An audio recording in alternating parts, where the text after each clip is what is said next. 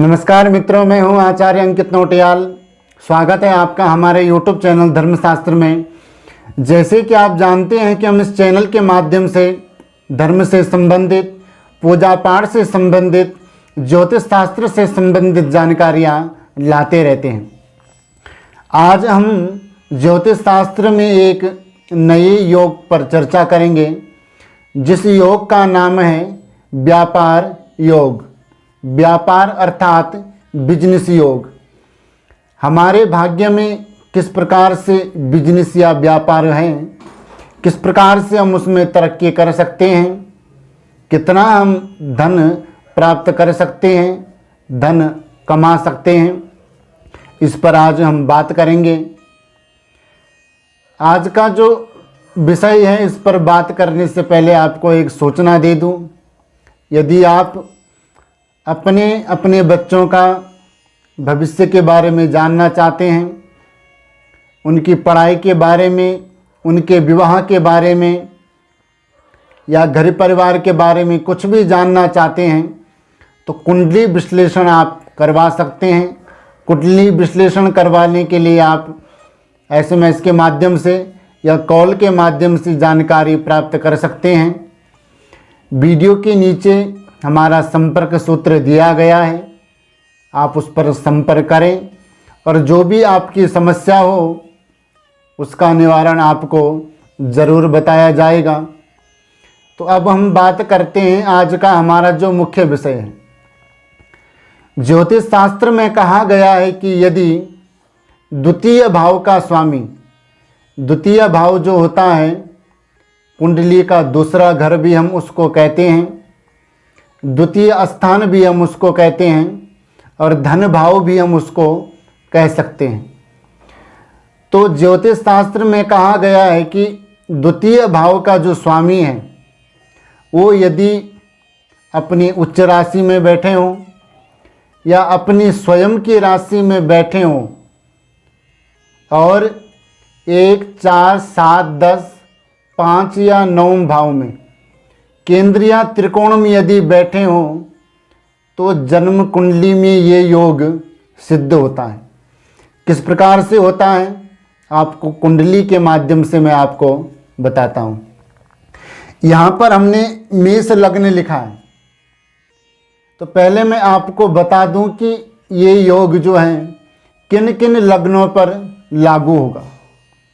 यहाँ पर आप देख सकते हैं मैंने मेष लग्न लिखा है और मैंने कई जगहों पर यहाँ पर टिक मार्क भी किए हैं। तो ये योग जो है वो लागू होगा मेष लग्न में, वृष लग्न पे, कन्या लग्न में, तुला लग्न में, वृश्चिक लग्न में, मकर लग्न में और मीन लग्न में। इन 7 लग्नों पे ही ये योग लागू होगा। बाकी के जो और लग्न हैं उन पर ये योग लागू नहीं होगा। इस पर आप विशेष ध्यान रखें। यहाँ पर हमने 1 अंक लिखा है, यदि यहाँ पर 2 अंक होगा तो भी ये योग लागू होगा। जो 7 राशि मैंने बताई वो यदि लग्न में हो तो तब ही ये योग लागू होगा। दूसरी बात थी कि धन भाव का स्वामी, तो यहाँ पर 2 अंक लिखा है तो धन भाव के स्वामी हुए शुक्रदेव। और शुक्र यदि अपनी उच्च राशि में बैठे हों या अपनी स्वराशि में, तो शुक्र यहाँ पर स्वराशि में बैठे हैं। तुला राशि के स्वामी भी शुक्र ही होते हैं। तो त्रिकोण कौन कौन से होते हैं, केंद्र कौन कौन से होते हैं वो आप देखें। 1, 4, 7, 10 ये केंद्र होता है, इसको केंद्र कहते हैं। और 5वें भाव को और 9वें भाव को कहते हैं त्रिकोण। यदि द्वितीय भाव का स्वामी 1, 4, 7, 10 या 5वें या 9वें भाव में बैठे हों तो ये योग सिद्ध होता है। तो यहाँ पर आप देख सकते हैं द्वितीय भाव के शुक्र यहाँ पर अपनी स्वराशि तुला राशि में बैठे हैं और केंद्र में बैठे हैं, तो यहाँ पर ये योग लागू होता है 100 के 100%। यदि आपकी जन्म कुंडली में भी ये योग हैं तो इसका फल क्या होगा वो आप सुनिए। ऐसे योग जिसकी जन्म कुंडली में होता है वो अपने जीवन में अपार धन संपदा का मालिक होता है। वो इतना धन अर्जित करता है अपने जीवन में कि उसकी 2 पीढ़ियां बैठकर आराम से खा सकती है। और यहाँ तक कि वो दूसरों को भी, जो और लोग होते हैं, उनको भी अपने यहाँ काम देते हैं। इनके वजह से उनका भी घर परिवार चलता है, उनका भी जीवन चलता है, उनको भी धन प्राप्त होता है। ये अपने जीवन में मेहनत बहुत करते हैं, संघर्ष करते हैं, तो उसी की बदौलत इनको कामयाबी प्राप्त होती है। ऐसे जातक या जातिका जो होते हैं वो दीर्घायु भी बहुत होते हैं, उनकी लंबी उम्र होती है। तो इस प्रकार से जिसकी कुंडली में ये योग हो वो अपार धन संपदा का मालिक होता है।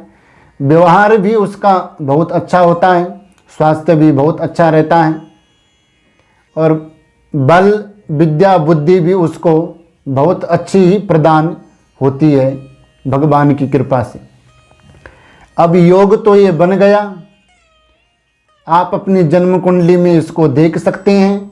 यदि आपको ज्योतिष की जानकारी नहीं है तो किसी विद्वान ज्योतिषाचार्य से आप ये अपनी जन्म कुंडली में ये योग दिखवा सकते हैं कि आपकी जन्म कुंडली में ये योग बन रहा है या नहीं बन रहा है। अब इस योग के विषय में यहाँ पर 4 अपवाद भी हैं।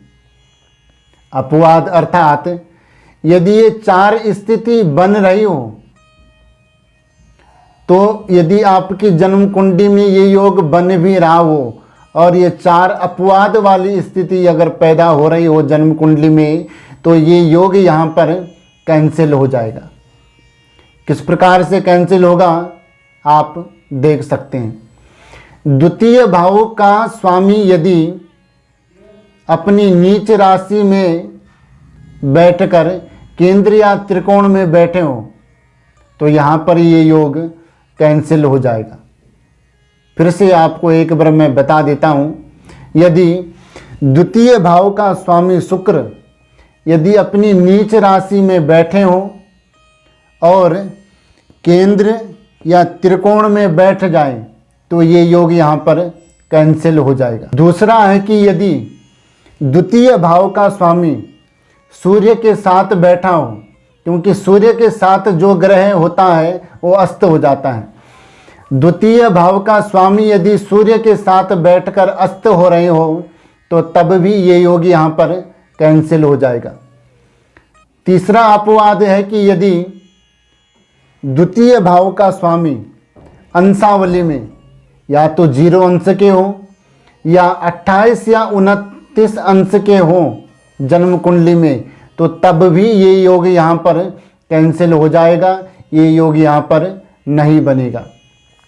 चौथा अपवाद है यदि द्वितीय भाव का स्वामी त्रिक भाव में बैठ जाए। त्रिक भाव कहते हैं छठे भाव को, अष्टम भाव को और द्वादश भाव को। हिंदी में भी मैं आपको समझा देता हूँ। दूसरे भाव का स्वामी यदि छठे भाव में, 8वें भाव में या 12वें भाव में बैठ जाए इन त्रिक भावों में, तो तब भी ये योग यहाँ पर नहीं बनेगा, ये योग यहाँ पर कैंसिल हो जाएगा। तो किस प्रकार से योग बन रहा है, इस योग के हमारे जीवन में क्या लाभ हैं और ये योग कब कब कैंसिल होगा, ये चारों अपवाद मैंने आपको बता दिए। आप भी अपनी जन्म कुंडली में देख सकते हैं। यदि आपके जन्म कुंडली में भी ये योग हैं तो आप खुशी मनाएं, और यदि आपके पास धन आता है तो आप दूसरों की भी मदद करें। और ये योग जिसकी कुंडली में हो उस जातक या जातिका का भाग्य उदय, जिसे हम कहेंगे गोल्डन पीरियड, वो उसका शुरू होगा शादी के बाद। शादी से पहले वो संघर्ष करता रहेगा, मेहनत करता रहेगा, पर उसका जो भाग्य उदय होगा वो विवाह के बाद ही होगा। यदि आपकी जन्म कुंडली में भी ये योग बन रहा है सही ढंग से, तो आप यदि अभी कुंवारे हैं तो आप विवाह करें, उसके बाद आपका भाग्य उदय जरूर होगा। ये योग 100 के 100% बिल्कुल सच है। ये कई जन्म कुंडलियों पर इसका विश्लेषण हो चुका है, तभी मैंने ये आपको बताया है। तो जिस प्रकार से मैंने आपको बताया उस प्रकार से आप देखें। तो आज के लिए इतना ही। मुझे विश्वास है कि हमारे द्वारा दी गई जानकारी आपको ज़रूर पसंद आएगी। हमारे द्वारा दी गई जानकारी यदि आपको पसंद आई तो हमारे चैनल को सब्सक्राइब करें, बेल आइकन का बटन भी ज़रूर दबाएं, ताकि जो भी हमारी नई वीडियो आएगी उसकी नोटिफिकेशन आपको मिल जाएगी। वीडियो में कमेंट ज़रूर करें, वीडियो को ज़्यादा से ज़्यादा शेयर करें ताकि सभी तक ये जानकारी पहुंच सके। यदि कोई ज्योतिष में फलादेश यदि सीखना चाहता है तो भी संपर्क कर सकते हैं। मिलते हैं एक नए योग के साथ, तब तक के लिए जय जय श्री राधे श्याम।